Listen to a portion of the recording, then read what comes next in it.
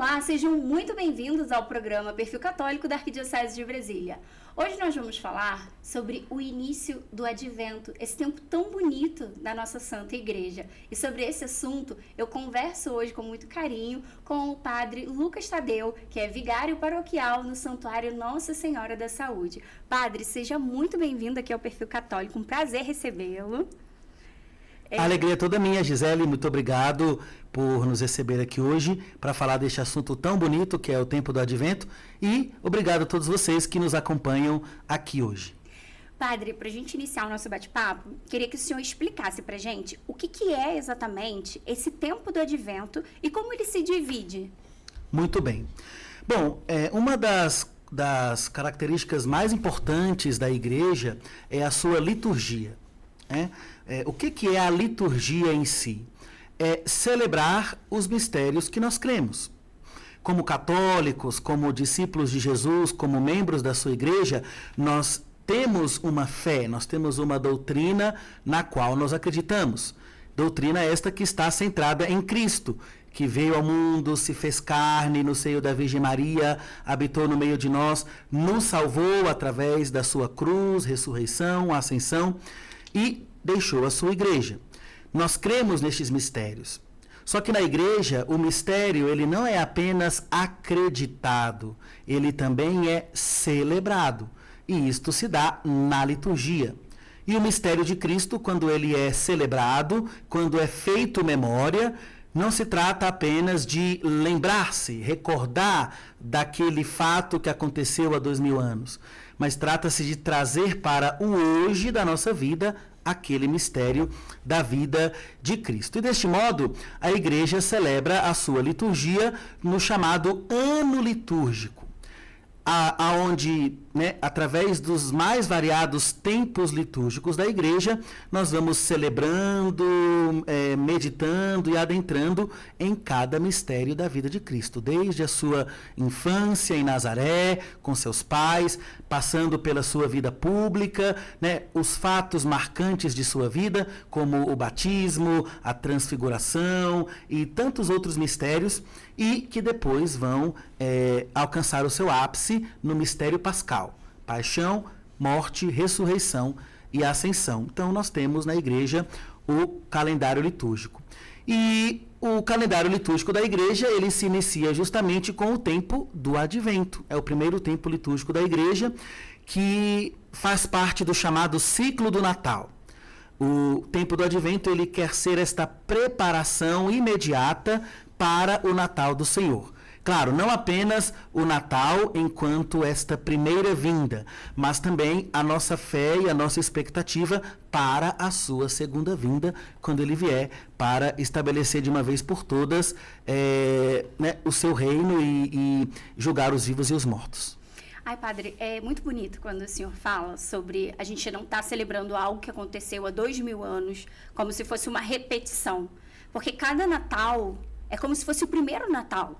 É importante a gente ressaltar isso, assim, porque às vezes as pessoas pensam assim, mas é o mesmo rito, vai ser sempre a mesma coisa, todo ano a gente celebra.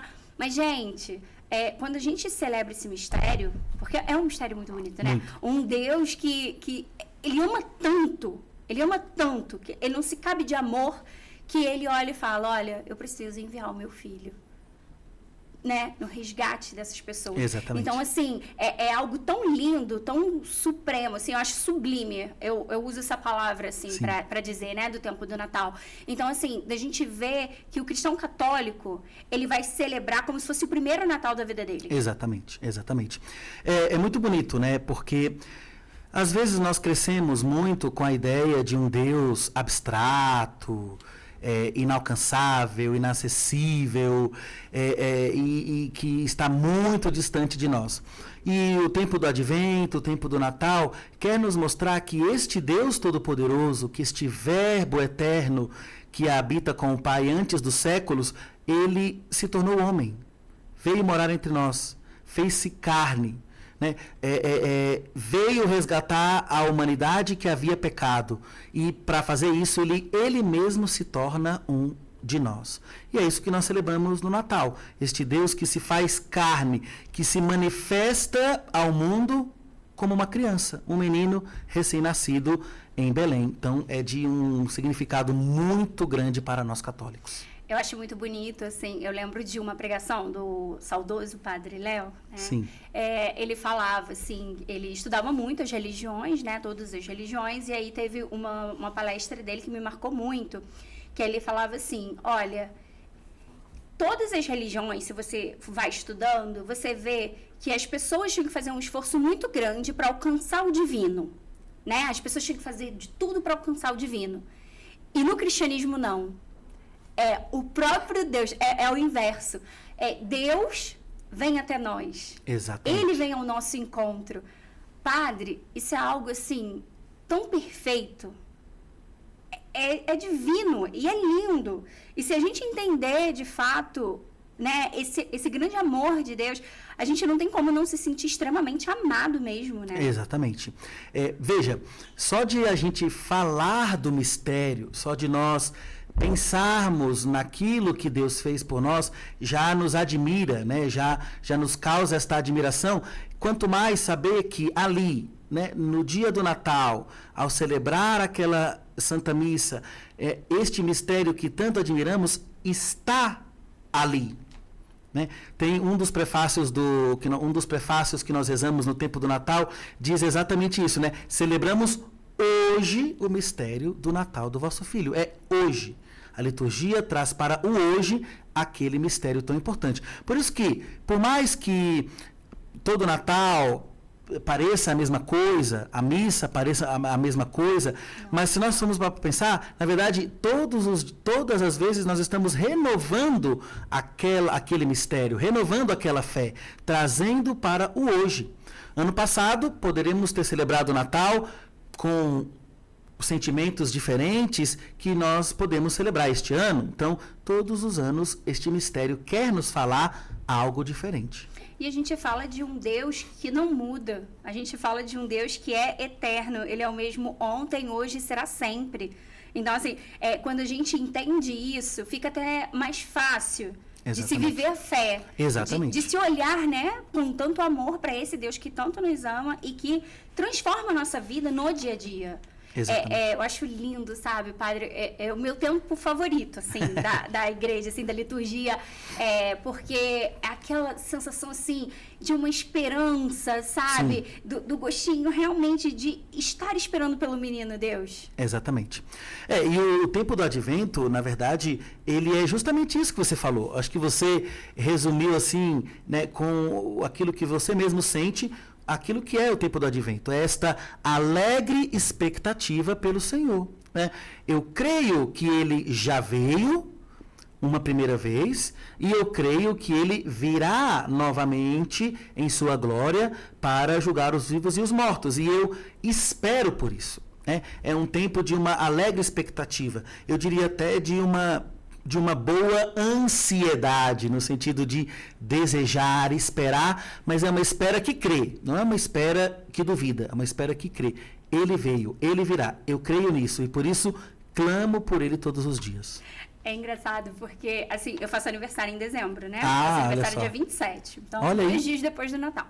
E assim, pra mim, é a época que eu mais espero no ano mesmo. Eu gosto muito do Natal, eu gosto muito de celebrar a vida, eu gosto muito de viver, sabe, pai? Sim. Eu acho que, sim, Deus nos deu esse dom e é um dom muito sagrado, de fato. Eu acho que a gente tem que agradecer todos os dias por estarmos vivos, por termos a oportunidade, né, de compartilharmos, de conversarmos. Exatamente. Né? E aí eu fico imaginando, assim, todo Natal é engraçado, que eu fico, assim, na missa e eu fico pensando assim, gente, hoje o céu está em festa, porque com certeza Jesus gosta de celebrar também o aniversário dele. Sim.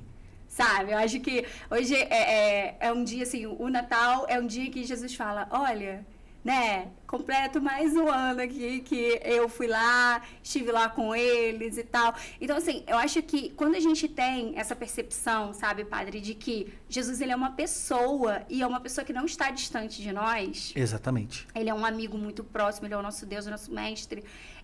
A gente entende que o Natal, ele não é uma data comercial. Não.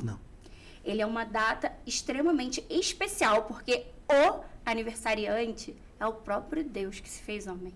Isso é Meu Deus do céu, é muito lindo, padre. Exatamente.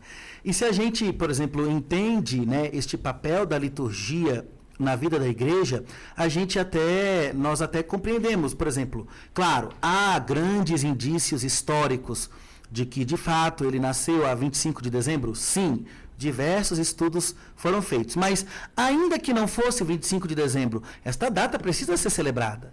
É um mistério da vida de Cristo e que precisa ser sempre atualizado e presentificado no nosso hoje, através da liturgia. Então, mesmo que não fosse 25 de dezembro, a igreja iria arrumar algum outro dia para com certeza celebrar esta data que é tão importante. Sem sombra de dúvida. E o Natal e nós celebramos a 25 de dezembro, mas ele é precedido, então, como falamos, deste tempo chamado Advento, né, que vem do latim adventus, que significa vinda. Então, o tempo do Advento são essas 4 semanas de preparação para o Natal, aonde nós, como eu falei, vivemos esta alegre expectativa da vinda de Cristo. Tanto a sua primeira vinda no Natal, como a sua segunda vinda no fim dos tempos. Então, cada tempo litúrgico tem a sua espiritualidade. E a espiritualidade do Advento é justamente essa, o desejo de Deus.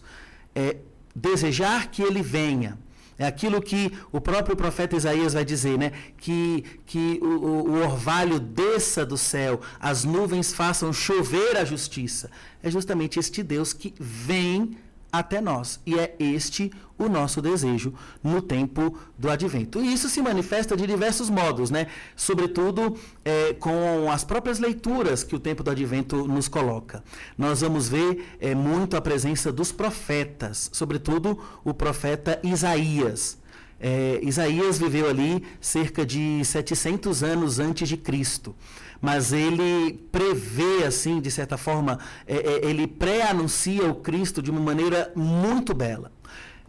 Tanto este Cristo que viria como uma criança, eis que a Virgem conceberá e dará à luz um filho e lhe colocará o nome de Emanuel, como também este Messias que virá para sofrer. Né? Como um cordeiro levado a matadouro, ele não abriu a boca, homem das dores, acostumado ao sofrimento.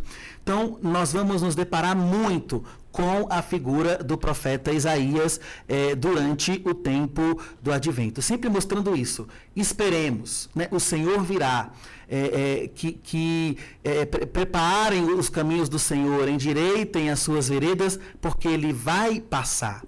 E seremos acompanhados também, além do mais, da grande figura de João Batista, que é o precursor do Messias, que é esta voz que grita no deserto, e o próprio Isaías profetizou isso, Sim. que João Batista seria esta voz que grita no deserto. Preparem o caminho do Senhor, endireitem os caminhos, que as colinas se rebaixem, tornem-se os caminhos planos, para que Deus possa passar e trazer a sua salvação. Então, são estas, né, uma das várias características do Advento.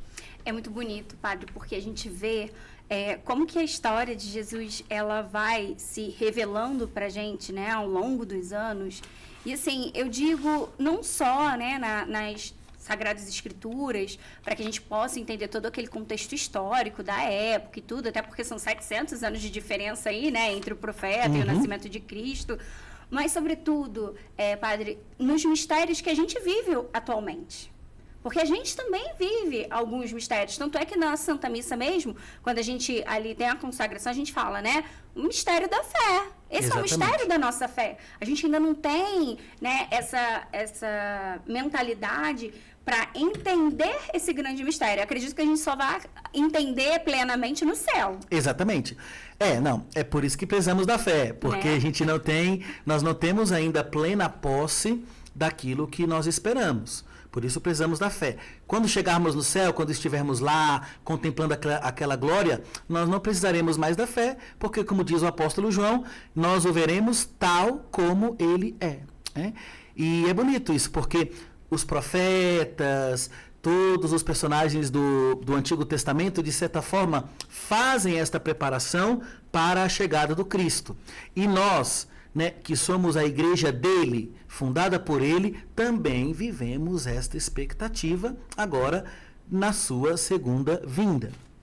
É bonito, por exemplo, vale a pena sempre prestar atenção nas leituras do tempo do Advento, né? Por exemplo, no primeiro domingo do Advento este ano, nós vamos ver na primeira leitura, né, o Isaías 2, do 1 ao 5, aonde ele prevê que realmente estas colinas irão se abaixar e que aquela multidão de gente vai dizer uns para os outros, né? Vamos à casa do Senhor. Vamos até lá, porque lá ele está. Então, é justamente esta expectativa pelo Senhor. Aí, no segundo domingo do Advento, vem Isaías de novo, no capítulo 11, falando, né, desta haste do tronco de Jessé, que vai sair do tronco de Jessé. Claro, Isaías está falando do Cristo, que é filho de Davi. E Davi é filho de Jessé. Então, Jesus é este ramo, esta haste do tronco de Jessé e que recebe o Espírito do Senhor, né? De sabedoria, de inteligência, de saber, de ciência e de temor. Então, mais uma profecia de Isaías que nós vemos. E aí depois, quando chegamos no terceiro domingo do Advento, nós também veremos mais uma profecia. Deixa eu achar aqui para nós. Porque também o padre não sabe tudo de cabeça, né? Ah, com certeza. Depois, no terceiro domingo do Advento, que é o domingo da alegria, e porque é esta alegria, né? Ou seja, nós ainda estamos esperando, mas eu já me alegro porque eu sei que a salvação vai acontecer. Então, esta é a espiritualidade do terceiro domingo do Advento. E Isaías, no capítulo 35, vai justamente convidar a terra a se alegrar. Alegre-se a terra que era deserta e intransitável. Exulte a solidão e floresça como um lírio. E aí ele vai dizer, criai ânimo, não tenhais medo. Vede, é vosso Deus, é a vingança que vem. É a recompensa de Deus. É Ele que vem para vos salvar. Né? É como se Cristo fosse esta vingança de Deus. Não vingança no sentido negativo, mas no sentido de que Ele virá para compensar todos os males que houve, né, que acontece na terra, como frutos do pecado original. Então, Cristo é esta vingança que vence não pelo mal, mas vence justamente pelo bem.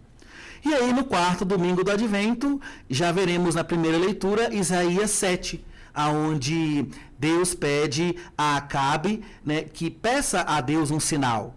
E Acabe fala, né, de maneira covarde, não vou pedir nenhum sinal a Deus. E Deus então fala, beleza, então o próprio Deus vos dará o sinal. Eis que a virgem conceberá e dará à luz um filho. Então, os profetas, João Batista, os próprios evangelhos vão nos ajudando a criar em nós este espírito de expectativa. Por isso, vale a pena todos os dias pegar as leituras do dia, ler, mesmo que você não vai na missa ali, né, durante a semana, mas ler as leituras, acompanhar este caminho que a igreja vai fazer até o Natal. É muito bonito porque a gente vê o quanto Deus, ele pensou nos mínimos detalhes para vir ao nosso encontro, sabe? Sim. Uma das passagens que eu mais gosto na Bíblia é quando é a apresentação do Senhor no templo. Sim. Né? E aí Simeão vira e fala, olha, agora eu posso ir embora, Senhor, agora o Senhor pode me deixar descansar, porque os meus olhos hoje viram a salvação. Você imagina, padre, o coração desse homem, o quanto ele ansiava por aquele momento? Sim. Olha só, né? Porque realmente todo mundo esperava o Messias. Todo mundo esperava esta manifestação do Senhor. Os profetas estão falando. E o povo da época de Jesus liam essas profecias todas. Esperavam o Messias. Só que no pensamento da maioria, o Messias seria um triunfalista que viria num grande cavalo branco para destruir o Império Romano. Cheio de glória. E, no entanto, ele vem na aparência de um menino. Né? E é bonito, tem um dos prefácios do Advento que nós vamos rezar na missa, diz justamente isso, né? Revestido da nossa fragilidade, ele veio uma primeira vez para estabelecer o seu eterno plano de amor e abrir-nos o caminho da salvação. Revestido de sua glória, ele virá uma segunda vez para colocar em ação os bens prometidos que hoje, vigilantes, esperamos. Então ele veio a primeira vez na fragilidade, mas ele virá uma segunda vez na glória. Essas duas vindas que nós celebramos no tempo do Advento. É por isso que o próprio tempo do Advento ele é dividido em duas partes. Então, do primeiro domingo do Advento até o dia 16 de dezembro, nós chamamos esta parte de Advento escatológico, ou seja, nos concentramos na segunda vinda de Cristo. E aí nós veremos muito nos evangelhos Jesus falando da sua segunda vinda, Jesus falando da vigilância, e aí ali, né, João Batista pregando a conversão, pregando a mudança de vida em prol desta vinda do Senhor. Do dia 17 de dezembro até o dia 24, aí nós temos a segunda parte do Advento, que é o chamado Advento natalício, onde a liturgia, as leituras vão se concentrar no fato em si do Natal. É como se o Natal tivesse duas oitavas, né? Ele tem uma oitava depois, que nós já sabemos que o seu aniversário está aí no meio, né? Uhum. Dentro da oitava do Natal, mas nós temos como que uma oitava antes do Natal. Sim.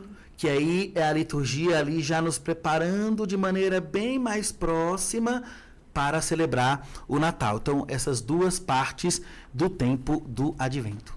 É muito bonito quando a gente pensa também assim, nenhuma outra pessoa marcou a história como Jesus, que na verdade dividiu a história. É verdade. Né? É verdade. Antes de Cristo e depois de Cristo. Sim. Então, assim, a gente vê o quanto, assim, ser cristão, padre, é algo maravilhoso, sabe? Eu gosto muito, assim, eu sou muito apaixonada mesmo, sabe? Por ser católica, por ser cristã. Porque, assim, é tão bonito você pensar em que Deus, ele não precisa contar comigo e nem com o Senhor. E nem com ninguém mais. Porque ele é Deus e ele pode tudo. Uhum. Mas ele quis contar. Sim. Olha, sabe? É algo assim que a gente olha e fala assim, nossa, só uma pessoa que ama demais faria algo assim. Porque ele chegou ao extremo do amor. Sim. Porque ele é o próprio amor. Exatamente. É muito bonito. E assim, eu acho, padre, que a gente precisa ressaltar muito aqui sobre as pessoas viverem esse período. Uhum. Como se não fosse ter um amanhã, sabe? Assim, viver intensamente, nesse sentido, sabe? De se entregar mesmo, de verdade, nesse período. Porque só a gente se entregando ali, de fato, e se abrindo às maravilhas de Deus, que a gente consegue chegar, assim, 1% ali do que está acontecendo naquela eternidade, né? Porque ali, no momento da Santa Missa ali, o eterno se faz presente ali. Exatamente.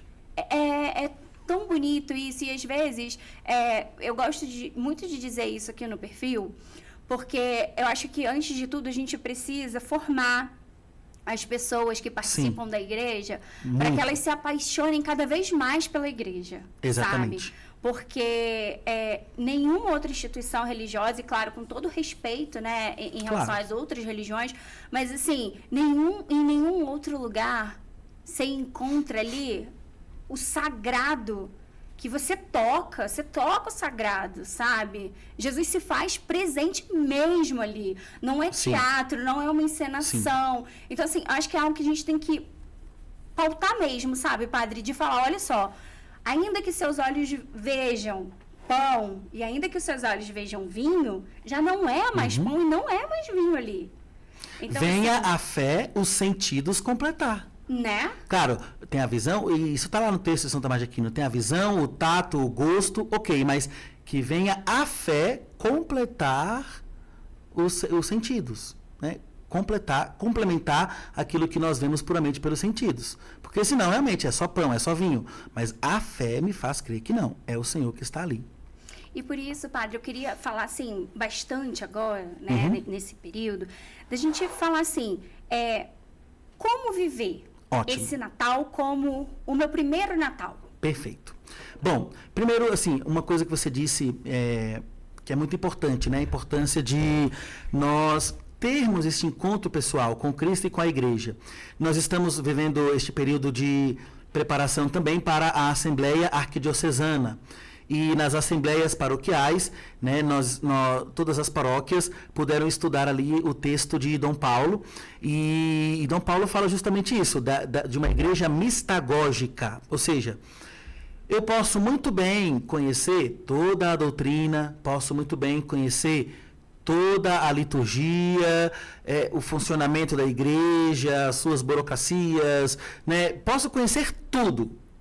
Mas se eu não tenho ainda um encontro pessoal e marcante com Cristo, torna-se superficial. Uhum.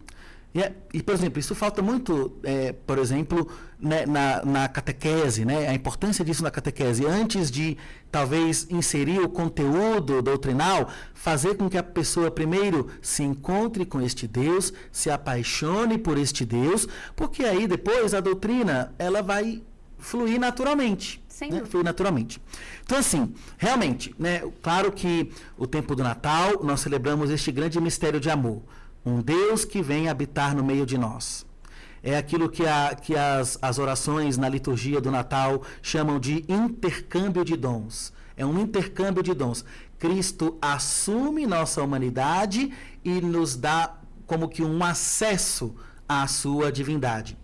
E é um mistério bonito, mas que precisa ser celebrado, acima de tudo, também no coração. É por isso que o tempo do Advento existe, como preparação para a celebração do Natal. Então, de nada adianta, eu posso ir à missa do Natal, posso celebrar, posso comer bastante, como nós gostamos, mas quem ainda eu preciso perdoar este ano? Quem eu ainda preciso, talvez, ter aquela conversa esclarecedora que lança por terra todos os ressentimentos e todas as culpas e tudo mais, né? O que eu ainda preciso fazer para fechar realmente com chave de ouro este ano, né? Perdoar, né? Buscar a reconciliação, aquele propósito que lá no começo de 2025 eu possa ter feito e que ainda eu não consegui cumprir. Colocar tudo isso em prática. Então, a igreja, ela não nos dá o Natal assim, goela abaixo, simplesmente joga para nós uma celebração. Não, ela nos dá um tempo de preparação, aonde neste tempo onde eu vou olhar para mim mesmo e me perguntar, como vai meu coração? Por isso o Advento também é um tempo de certa penitência, de certa purificação, por isso a cor roxa, por isso também não cantamos o hino do Glória, neste clima de introspecção, uma análise da minha vida e ver o quanto que eu estou preparado ou não para acolher este menino Deus puro e santo que vem morar no meu coração. Por isso, o perdão, a reconciliação, aquela conversa esclarecedora, né?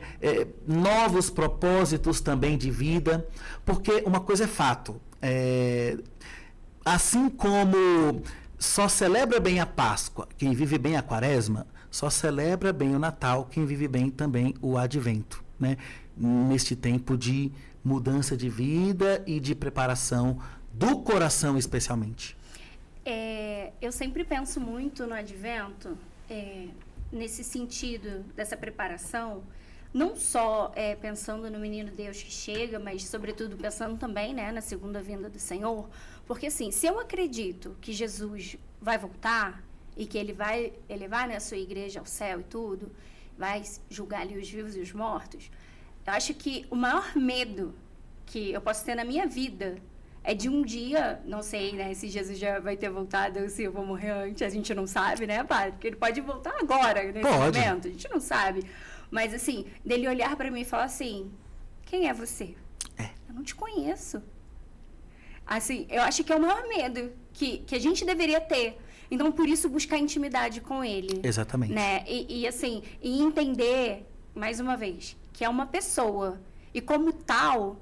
Por exemplo, esse é o nosso primeiro encontro pessoalmente, Sim. né, padre? Sim. Então, assim, nós estamos nos conhecendo agora. Exatamente. Agora, quando eu ligar para o senhor e falar, padre, é a Gisele aqui da Arquidiocese, o senhor já vai saber, já vai fazer referência a mim. Perfeito. Da mesma forma, com Jesus. Sim. Se uma pessoa, ela não quer, durante a vida dela inteira, ela não quer intimidade com Deus, ela não procura ali o Senhor, como que ela espera que, na hora da morte dela...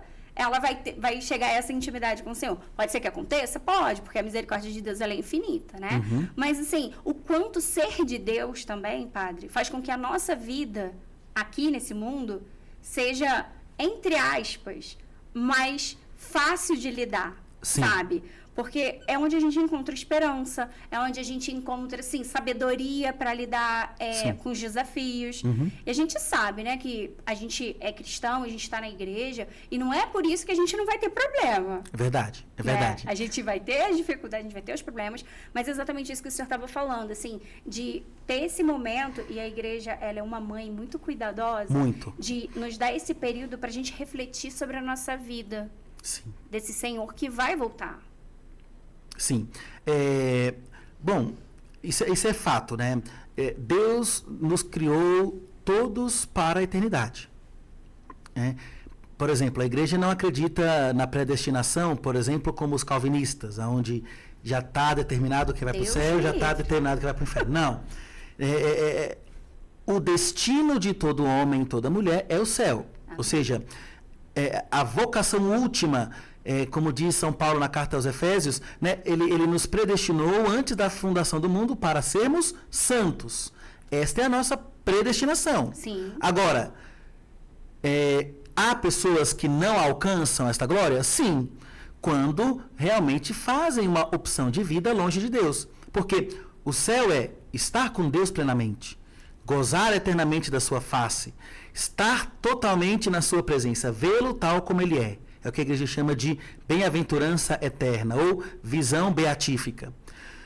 Agora, se eu, né, na minha vida, tendo consciência de quem é Deus, tendo consciência deste céu que Ele preparou para mim, ainda assim eu faço uma opção de vida para viver longe dEle, ao morrer, Deus não vai me obrigar a estar com Ele, sendo que eu fiz uma opção por não estar com Ele. Então, o inferno, digamos assim, ele é consequência da nossa própria liberdade. Claro que é uma realidade. Claro, a gente não pode se sentir confortável. Todo mundo foi criado para ir para o céu, então vou ficar confortável. Não, é preciso trabalhar para isso. Por isso, uma vida santa, uma vida que agrada a Deus. E o que você falou é certinho, né? Problemas, dificuldades, tribulações, perrengues, boletos, isso todo mundo tem. É verdade. Todo mundo tem. E a fé cristã não nos isenta disso, não nos blinda contra as dificuldades da vida. Mas em Deus as coisas fazem mais sentido. Não é que ser cristão é ter menos problema, mas é encontrar um sentido neles. E encontrar em Deus força para poder vencê-los. Esta é a fé cristã. E quanto mais próximos de Deus, quanto mais próximos dele na oração, na vida espiritual, na Eucaristia, mais eu estou próximo de mim mesmo. Porque eu sou imagem e semelhança dele. Né? Eu tenho uma vida pessoal e também eu atendo confissões. E é muito nítido. Né? Ao deixarmos de lado a oração, a palavra, a Eucaristia, a amizade com Deus, a gente vai aos poucos perdendo o controle da nossa vida. Porque vamos nos afastando daquilo que é a nossa própria essência. E já tem problema, já tem boleto, já tem tudo. E eu ainda por cima coloco Deus em um segundo lugar, aí realmente não há como encontrar um sentido nisso. Né? E aí o desespero, a falta de fé, o estresse, as fugas que estão aí sujeitos, no qual todos nós estamos sujeitos. Quando o senhor falava sobre o perdão nesse período natalino, a gente percebe que assim, a própria natureza, tudo colabora para que exista esse clima mesmo de perdão, de acolhimento, de família. Não que assim, a pessoa foi do avesso, né, o ano inteiro. Aí chega no período do Natal e virou santo. Não é isso. Eu digo assim, existe um clima mesmo, sabe, espiritual, assim, de que é esse momento muito favorável. As pessoas ficam mais abertas realmente ao diálogo. Sim. Né? E eu acho que muito disso, padre, também vem quando a gente pensa no período do Natal. Qual é o melhor presente que a gente pode oferecer para Jesus nesse Natal? Olha, me pegou agora. Bom, eu acredito que o maior presente que podemos dar a Jesus neste Natal é amar.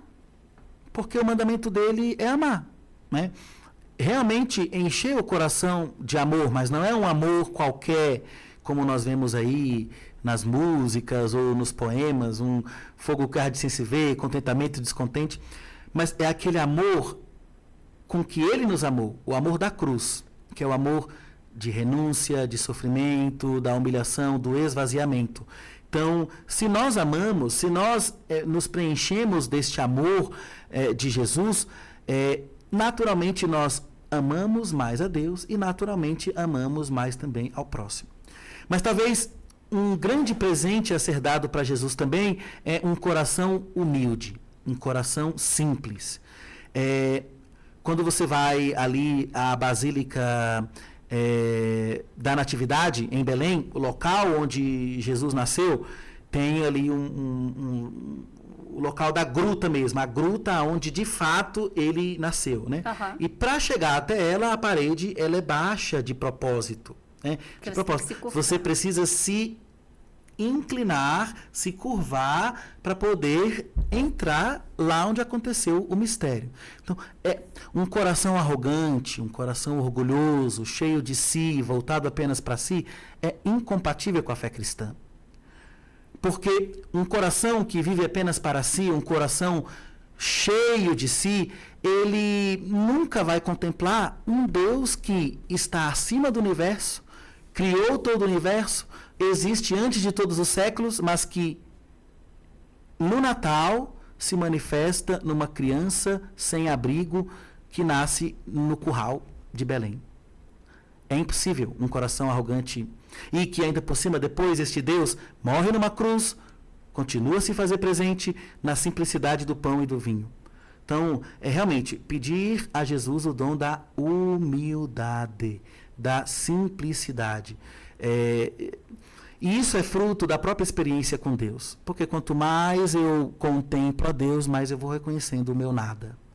Então, um coração humilde é um presente bom a dar a Jesus. Sem dúvida, eu fico pensando aqui nessa questão toda que a igreja, ela nos oferece, sim, porque a igreja ela vai nos oferecendo vários elementos também, para que a gente viva esse período com bastante intensidade. Sim. Porque nós somos pessoas contemplativas. O ser humano, ele é contemplativo, né? Faz parte da natureza dele. Sim. Então, por exemplo, existem símbolos da igreja e que marcam muito esse período, por exemplo, igual a árvore natalina. Exatamente. Ela tá aqui. Quando você olha, você fala assim, nossa, é belo.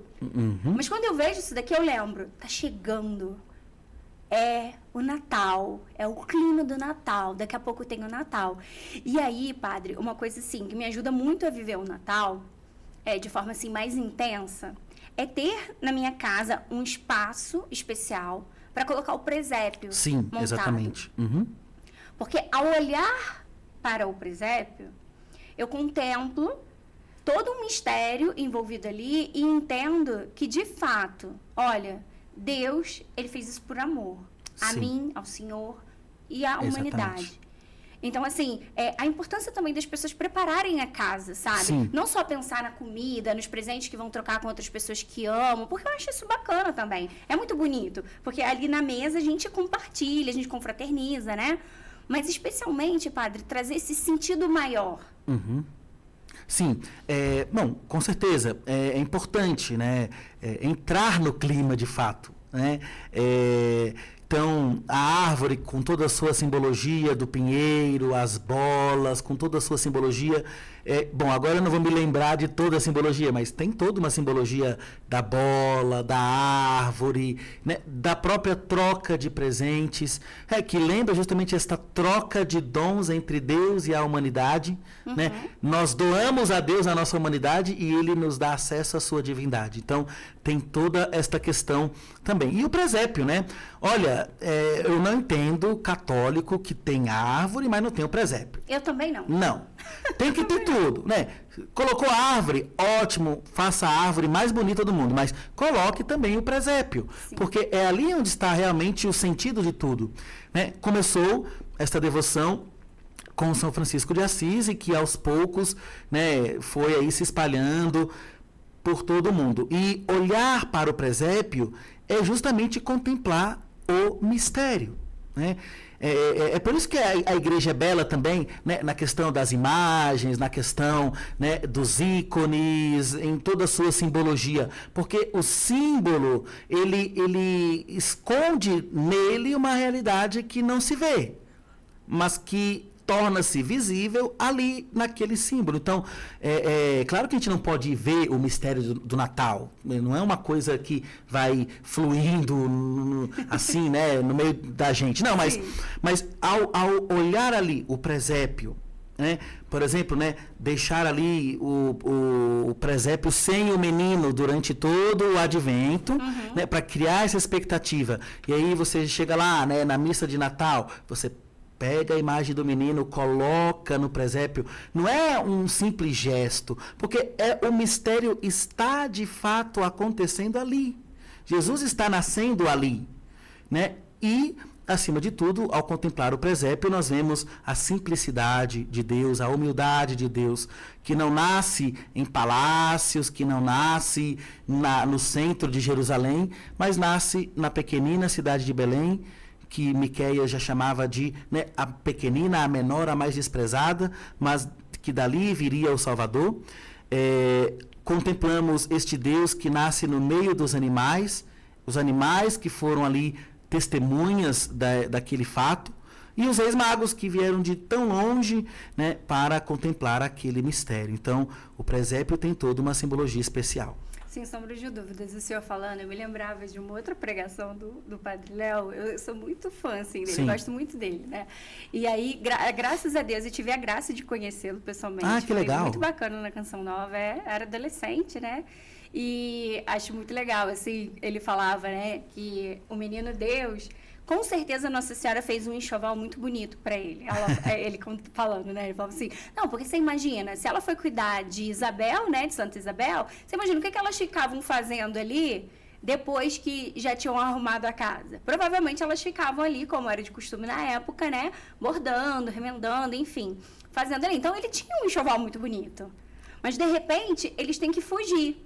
Sim. E aí você acha que Nossa Senhora teve tempo de parar ali e começar a separar tudo? Ah, vou levar um coelhinho, vou levar um... Não teve tempo.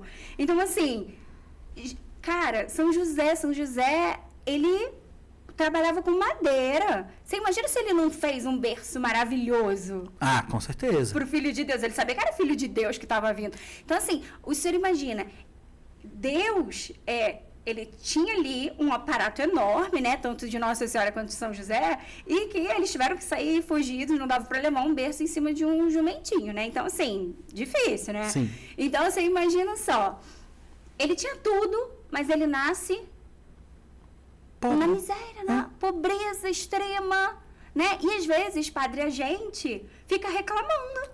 Porque a gente não tem a cama tal, porque a gente não tem o cobertor não sei o quê, não tem o travesseiro blá, blá, blá. E aí fica colocando um monte de empecilho também para ter filhos, porque tem que dar o melhor, tem que isso, tem que aquilo. Gente, só olhar para a Sagrada Família. Exatamente. É interessante, né? Porque, é claro, é muito válido você comprar presentes. Como eu falei, tem uma simbologia espiritual por detrás disso também. É bom você talvez estrear uma roupa nova, ótimo. Mas é muito contraditório perceber que o Natal é a época em que as pessoas se tornam mais consumistas, sendo que o que nós estamos celebrando de fato é o esvaziamento de um Deus.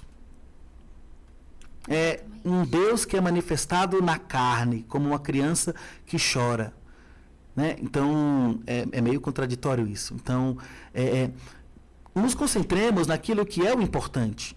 Claro, é bom fazer uma belíssima ceia, sim, mas não para mim, não é para que eu me encha, não, mas sobretudo para celebrarmos o mistério deste Deus que nasce, né? Que ele seja o centro do nosso Natal, né? Não tenho nada contra o nosso querido Papai Noel, tudo mais, mas assim, Cristo é o centro. Que nós possamos, desde já, ir ensinando nossas crianças a contemplar este mistério. Monte, junto com seu filho, o presépio na sua casa. né? Vai explicando, né? Ao mesmo tempo que for montando, já vai explicando a simbologia de cada personagem e tudo mais. No dia 25, antes de começar a ceia, antes de se empanturrarem, né? Façam uma oração, abençoe a ceia natalina e peça para uma das crianças colocar ali o menino no presépio. Ela nunca mais vai esquecer daquilo, né? Eu coloquei o menino ali no presépio. Isso é muito, muito bonito. É preciso resgatarmos estes valores que muitas vezes estão sendo perdidos, mesmo entre as famílias católicas. Sem sombra de dúvidas. E aquilo também a gente fala, né? Essa própria questão do presente, ela surge ali logo com os 3 reis magos que oferecem presentes a Jesus. Exatamente. E por isso a gente oferece presentes também. Então, exatamente. Que fique muito claro que isso que começou ali, né? E que as pessoas têm que olhar para esse gesto de dar um presente também, não só pelo presente em si, mas se você presenteia alguém, você presenteia por quê? Porque você ama, porque é uma pessoa que é cara a você, porque é uma pessoa com quem você quer confraternizar, com quem você quer compartilhar a sua vida. E o que de melhor a gente tem a oferecer a outra pessoa do que Deus? Exatamente. Que é o Deus que habita em mim e que tem que florescer na minha vida para que você veja esse Deus que eu vivo. Né? Então, assim, ser cristão a tal ponto que acontecia até com os discípulos, né? Olha, eles são amigos de Jesus, porque olha como eles se comportam entre eles. Sim. Você imagina a alegria e o amor que tinha ali? E, claro, todas as dificuldades também, porque a gente sabe, claro, né? Alguns discípulos ali tinham um temperamento bem difícil. Bastante. A começar pelo primeiro deles. Exatamente, né? O próprio Jesus brincava muito com ele, né? Falava, ô Pedro, ajuda aí, filho, não tá dando certo aqui não, calma aí, né? Segura o teu temperamento, né? Mas, assim, no sentido de dizer assim, se os discípulos ali, né, eles mostravam tamanho amor, hoje nós somos convidados a mostrar esse tamanho amor também. Com certeza. E por todos, não só pelos aqueles que convivem comigo no dia a dia. Com certeza. Tertuliano, né, ali nos primeiros séculos da igreja, ele já testemunhava nos seus escritos que os pagãos, quando viam os cristãos, diziam, olha, vejam como eles se amam. E em 2025, quem não crê, a olhar para nós, o que pensa? Vejam como eles se amam, ou vejam como eles se excluem, se odeiam, se degladeiam, vejam como eles são os primeiros a excluir as pessoas, né, que têm um jeito mais diferente ou que pensam de outra maneira. Então, que isso sirva de lição também para nós. Natal é festa de amor. De amor, né? E lá dentro da oitava do Natal, no dia 27, dia do aniversário da Gisele, nós vamos celebrar São João Evangelista, que é o discípulo amado, que é o discípulo que constata este verbo que se faz carne e que fala muito de amor, né? Como é que é possível eu amar a Deus, a quem eu não vejo, e ser incapaz de amar o outro, que eu toco, que eu vejo, que eu sinto? Então, que nós possamos amar mais neste Natal. E ter a consciência de que todos nós somos pecadores.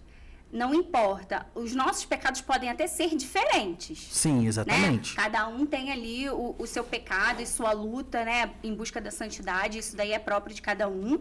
Mas, assim, não é porque, aos meus olhos, de repente, o seu pecado é mais grave ou menos grave. Eu sempre falo isso para as pessoas, assim, qual é o pior pecado do mundo? É o meu pecado, porque é ele quem vai me levar para o inferno. Exatamente. Não é? Não é o seu pecado que vai te levar para o inferno, mas, sim, ao meu ver, o pior pecado do mundo tem que ser aquele que te leva para o inferno. Exatamente. Então, dessa forma, você tem que olhar para o outro com mais misericórdia ainda. De você entender que são pecados diferentes, são maneiras de vivência diferentes, mas que estamos todos juntos em busca do quê? Da santidade. Da santidade. Exatamente. A gente quer contemplar Deus face a face, né? Sim. Como eu dizia aqui no início, o maior medo da minha vida, Padre, eu juro pro Senhor. E eu sempre coloco isso nas minhas orações, Jesus, o negócio é o seguinte, se um dia eu morrer, se eu não venho com essa de que eu não te conheço não, eu vou falar assim, chama a Nossa Senhora aqui, que eu quero a minha advogada aqui, me ajuda aqui. João Grilo. Exatamente. Vai ser tipo aquilo. Nossa Senhora, a senhora lembra aquele dia ser cessado? Vai lá e fala pro teu filho, aquele dia lá, e não sei o quê. Porque assim, a gente brinca, né, Padre? Mas, assim, eu acho que, de fato, todo cristão tem que ter essa consciência. A minha vida, ela não é eterna aqui nessa terra. A gente tem que caminhar para a eternidade. Sim. E nesse sentido, a gente tem que amar muito. Exatamente. A gente tem que amar, se entregar e estar ciente de que só Deus pode mudar a nossa realidade. É verdade, é E a verdade. realidade da nossa casa, da nossa família. Porque o Senhor falava muito sobre perdão. Mas assim, eu sei o quanto é difícil, às vezes, para uma pessoa, até para quem está nos assistindo, nos ouvindo, até para nós mesmos, quanto é difícil a gente perdoar às vezes, Sim. até se perdoar também, É verdade, sabe? é verdade. Mas a gente tem que entender que não é por nós mesmos. É por Deus, a gente tem que contar com a graça dele. Então, assim, padre, nesse sentido, eu queria que o senhor deixasse aqui uma mensagem para quem está nos assistindo nesse momento, de, assim, contar com a graça de Deus. Sim. Se tá difícil pedir perdão, se tá difícil conceder um perdão, Uhum. qual o primeiro passo, padre? Ótimo. Vamos lá. Primeiro, você falou aí da questão do julgar e de que nós estamos todos a caminho. É verdade isso, né?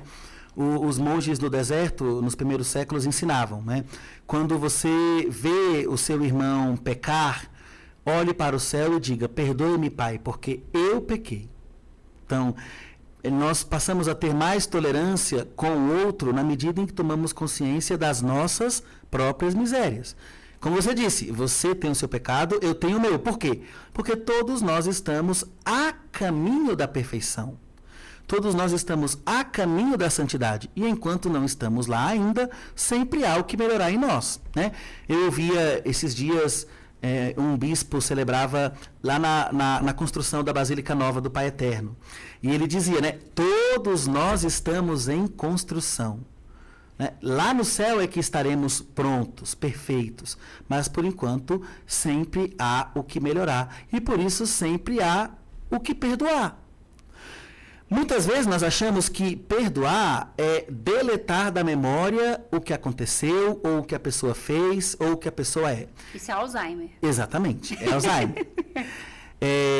A beleza do perdão é justamente essa. Ainda que eu me lembre do mal que me fizeram, mas eu concentro as minhas forças não naquilo que já passou, mas naquilo que Deus quer oferecer para mim hoje. Uhum. Então, ok, aquele fato me marcou, foi triste, né?